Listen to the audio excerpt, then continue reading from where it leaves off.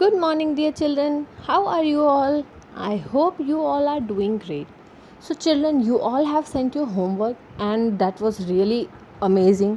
You all had at least clapping. I'm clapping for that. That you all participated. You all at least tried. So, ऐसे ही बेटा try करना है so that I can correct you. गलत होता है तो कोई बात नहीं. So now today we are going to study about protection of forests. हम forests को कैसे protect कर सकते हैं. Forest is home to bird, insect and wildlife animals. Forest क्या है, किसका किसका home है, birds का, insects का, wildlife animals का. और जंगल में ये सारी चीज़ें रहते हैं ना, आपने कहा टीवी में देखा होगा. They help to keep the environment clean by taking in carbon dioxide and releasing oxygen. कल मैंने आपको बताया था कि ये क्या करते हैं, हमारे इन्वायरमेंट को क्लीन रखते हैं, साफ़ रखते हैं. कैसे? वो ट्रीज़ जो होते हैं वो कार्बन डाइऑक्साइड लेके ऑक्सीजन छोड़ते हैं और हमें क्या चाहिए, ज़िंदा रहने के लिए ऑक्सीजन चाहिए. तो ये करते हैं और हम इसकी वजह से हमारा इन्वायरमेंट क्या होता है, क्लीन रहता है. The roots of tree hold the soil together, thus preventing the soil from being washed away. This reduce soil erosion. So जब ट्री का रूट क्या करता है, सॉइल को एक साथ टाइटली पकड़ के रखता है.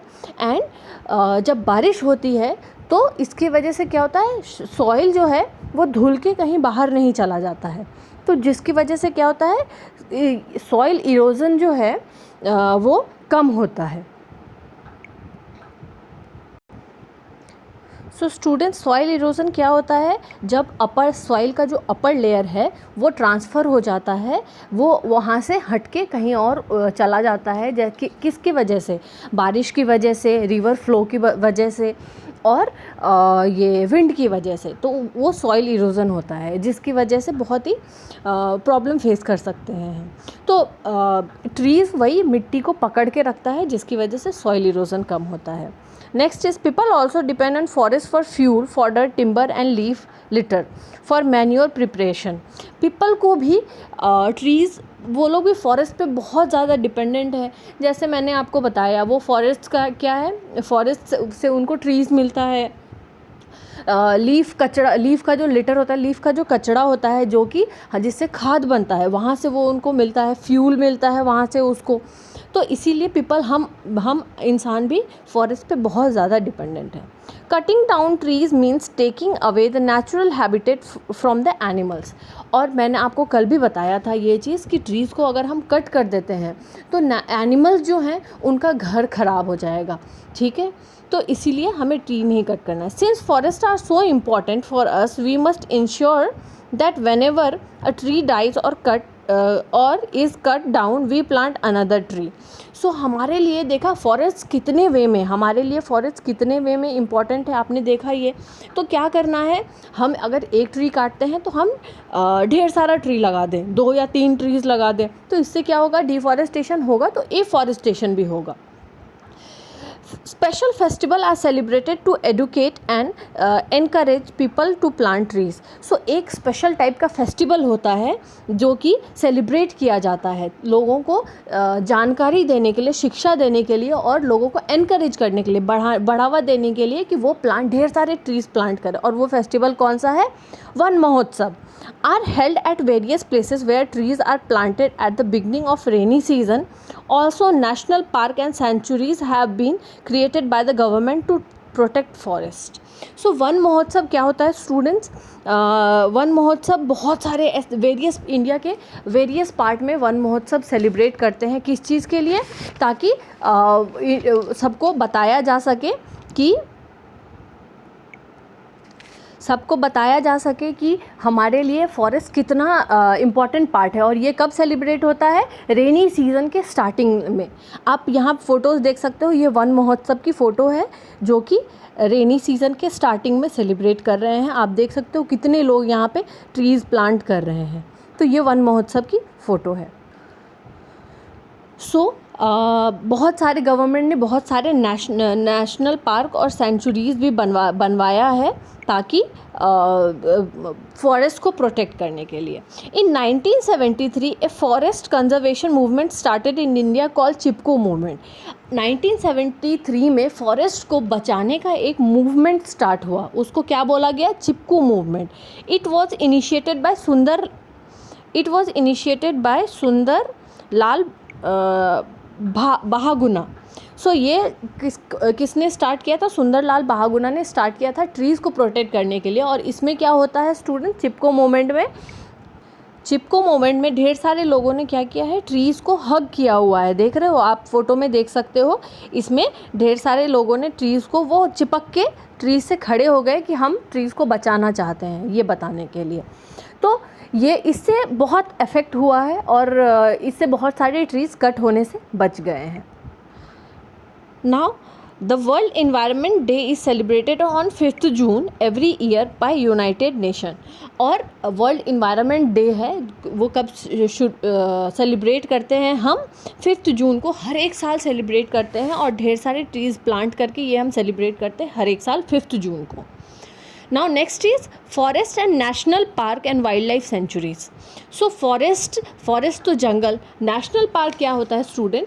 National park are the areas that are set by government to conserve the natural environment. So national park एक ऐसा एरिया होता है जो कि गवर्नमेंट के तरफ से एक अलग एरिया बनाया गया है जंगल के जैसा, to keep safe, natural environment को सेफ रखने के लिए नेशनल पार्क बनाया गया है।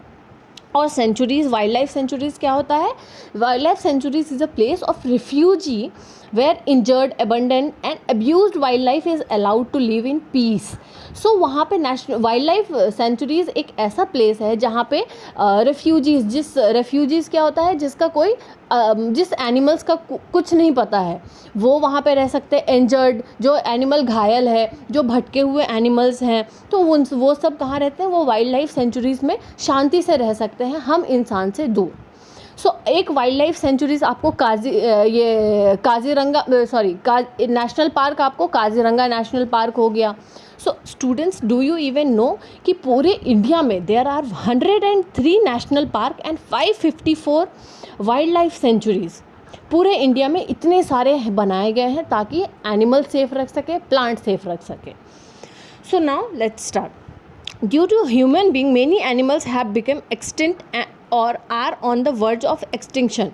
हम ह्यूमन बीइंग के वजह से ढेर सारे ऐसे एनिमल्स हैं जो कि गायब हो रहे हैं। किसी को, जैसे हम टाइगर को इसीलिए मार देते हैं क्योंकि उसकी खाल हमें चाहिए, उसके खाल से बहुत सारे लेदर के बैग्स बनते हैं, लेदर चाहिए होता है हमें, उसके लेदर्स के बूट्स बनते हैं, बैग्स बनते हैं, कारपेट्स बनते हैं। और उसके क्या है, कुछ कुछ एनिमल्स के हमें स्किन इसीलिए चाहिए होते हैं ताकि उससे स्वेटर बन सके, कंफर्टेबल वो जैकेट बन सके। तो इसीलिए हम उनको मारते हैं, जिसकी वजह से क्या हुआ है, बहुत सारे विलुप्त हो रहे हैं जानवर। पहले आप अपने मम्मा से पूछो कि मम्मा ने स्पैरो देखा है कभी, तो मम्मा आपको बताएगी कि हाँ हमने स्पैरो देखा है। आप जाके बाहर ढूंढो, क्या आपको स्पैरो दिखता है? नहीं, क्योंकि हम क्या किए, हमने स्पैरो को मार दिया और वो स्पैरो विलुप्त हो गए। बाकी सारे बचे हुए स्पैरोज वो भाग जाते हैं या फिर हम मार देते हैं उसको। So the government has now started protecting forest and animal by setting up national park and wildlife sanctuaries. So जैसा मैंने आपको बताया स्टूडेंट कि गवर्नमेंट ने क्या किया है, नेशनल पार्क और वाइल्ड लाइफ सेंचुरीज़ बनाया है इन सब को प्रोटेक्ट करने के लिए। Cutting of trees and poaching is not allowed in these area. ये सारे जो एरिया, नेशनल पार्क और वाइल्ड लाइफ सेंचुरीज़ और फॉरेस्ट जो हैं, इन सब एरिया में ट्रीज़ को कट करना अलाउड नहीं है। अगर वहाँ पे किसी ने आपको देख लिया या किसी ने किसी को देख लिया ट्रीज़ कट करते हुए, तो उसके खिलाफ बहुत ही स्ट्रिक्ट एक्शन लिया जाएगा। In our country there are many national park and sanctuaries. For example, Jim Corbett National Park, which was established to protect tigers. So हमारे इंडिया में मैंने आपको बताया 103 नेशनल पार्क है एंड 554 वाइल्ड लाइफ सेंचुरीज़ हैं, जो कि ये इतने हैं।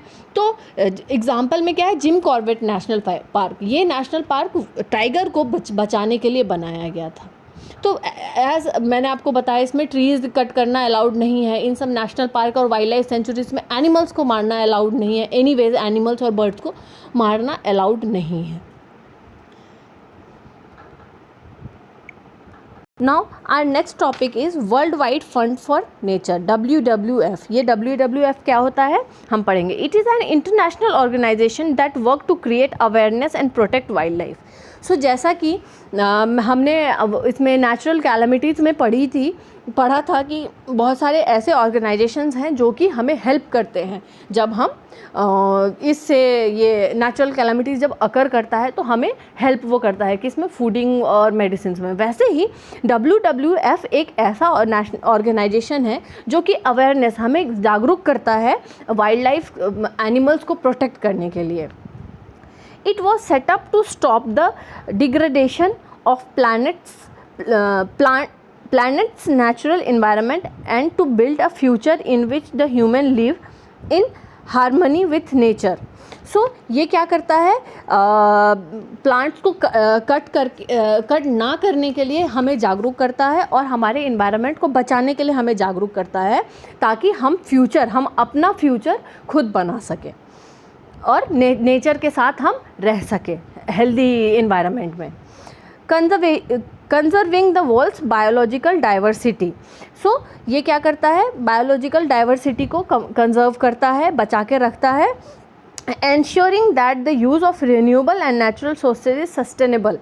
सो ये एंश्योर करता है, ये ध्यान रखता है कि नेचुरल रिसोर्स को हम यूज़ कर सकें।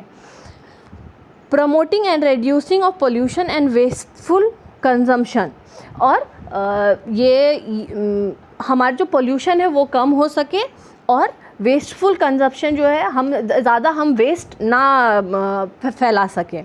Our earth is the only planet which life where life is present, we all must join hand to protect it every possible way. So हमारा अर्थ जो है ये क्या है, एक ऐसा ब्यूटीफुल प्लैनेट है जहाँ पे लाइफ है, तो इसीलिए हमें क्या करना चाहिए, एक दूसरे के साथ हाथ मिलाना चाहिए और हमें इसको प्रोटेक्ट करना चाहिए जिस वे से हम प्रोटेक्ट कर सकें।